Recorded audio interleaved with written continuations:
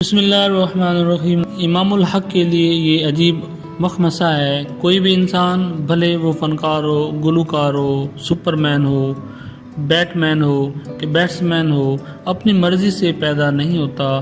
بالفاظ دیگر یہ تعین خود نہیں کرتا کہ وہ کس کا بیٹا، کس کا بھانجا اور کس کا بھائی ہوگا۔ امام الحق جب انڈر 19 سے کھیلتے تھے تو کئی لوگ ان کے مداح تھے۔ یہی نہیں کہ جب کبھی وہ کریز پر ٹکے ہوتے، لوگ رک کر مگنوں میں ایک دوسرے سے یہ راز کی بات کہتے، امام الحق کا بھتیجا ہے، یہ لڑکا بہت اچھا کھیلتا ہے۔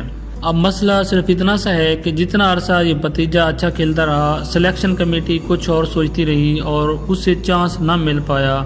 پھر سلیکشن کمیٹی کو خود پر رحم آیا اور اپنے لیے ایک اچھے چیئرمین کو ڈھونڈتے امام الحق تک جا پہنچی۔ جب امام الحق چیف سلیکٹر ہو گئے تو آتے ساتھ ہی کچھ عرصہ کچھ عجیب سے فیصلے کیے۔ یہ عجیب سے فیصلے ہر نئے بندے کو کرنا پڑتے ہیں، ورنہ یہ معلوم کیسے پڑے کہ نیا بندہ آیا ہے۔ امام الحق کی بدقسمتی صرف اتنی سی ہے کہ جب عین میرٹ پر ان کا نام قومی ٹیم کے لیے پہلی بار منتخب کیا گیا تو اعلان کرنے والا کوئی اور نہیں ان کا۔ پاکستان کرکٹ کی تاریخ میں چچاؤں، بھانجوں، بھتیجوں اور کزنوں کی کبھی خیر نہیں ہوتی۔ فیصل اقبال کو کرکٹ چھوڑے زمانہ ہو گیا، مگر آج بھی کوئی ان کی فرسٹ کلاس ایوریج کی بات کرے نہ کرے، یہ ذکر ضرور ہوتا ہے کہ وہ بھانجے کس کے ہیں۔ اب اس میں امام الحق کا تو کوئی قصور نہیں کہ وہ چیف سلیکٹر کے بھتیجے واقع ہوئے ہیں۔ یہی بات وہ پہلے دن سے واضح کرنے کی کوشش کر رہے ہیں۔ ڈیبیو پر سنجے کی اسی امید کے ساتھ کہ ساری جھاگ بہ جائے گی، مگر دیکھنے والے ہیں کہ نظر ہی نہیں، ٹائمنگ بھی قیامت کی رکھتے ہیں۔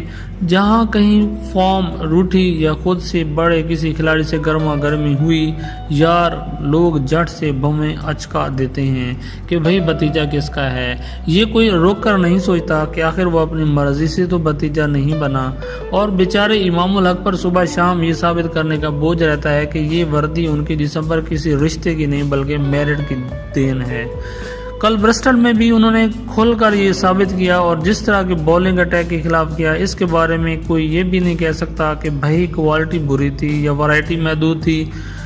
کرس ووکس سے پلنکٹ تک اور سٹوکس سے معین علی تک سبھی کے خلاف بھرپور کھیلے، لیکن اس کے باوجود اگر کہیں کسی کے گمان میں یہ بات رہی بھی ہو کہ شاید انگلش بولنگ واقعی بے جان سی ہو گئی تھی، تو یہ غلط فہمی بہت ہی جلد دور ہو گئی جب بولنگ کی ذمہ داری پاکستان پیسرز کے ناتواں کندھوں پر پڑی، اور یہ معاملہ دوہری اذیت میں تب بدلا جب کیچز بھی پاکستانی فیلڈر کے ناتواں ہاتھوں میں گرے۔ کرکٹ کی مبادیات بتاتی ہیں 2-3 اوورز اسی پر پھینکے جائیں۔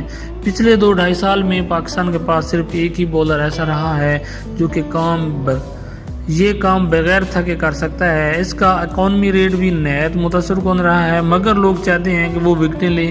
وہ بار بار یہی کہتے ہیں کہ جی اس نے پچھلے 15 میچوں میں صرف 5 وکٹیں کیوں لی ہیں، بلکہ میچ میں اسے کھیلنا تھا، مگر اسے چکن پاکس کا مسئلہ ہو گیا اور اس کی عدم موجودگی میں کوئی اور ایسا بولر بھی نہیں تھا کہ بنیادی بولنگ ہی کر سکتا۔ اگر محمد عامر کو چکن پاکس نہ ہوتا تو شاید امام الحق کی اتنی اچھی سنچری رہ گا نہ جاتی، لیکن اس میں امام الحق کا تو کوئی قصور نہیں۔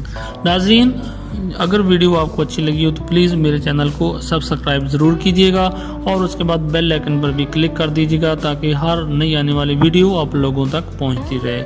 شکریہ۔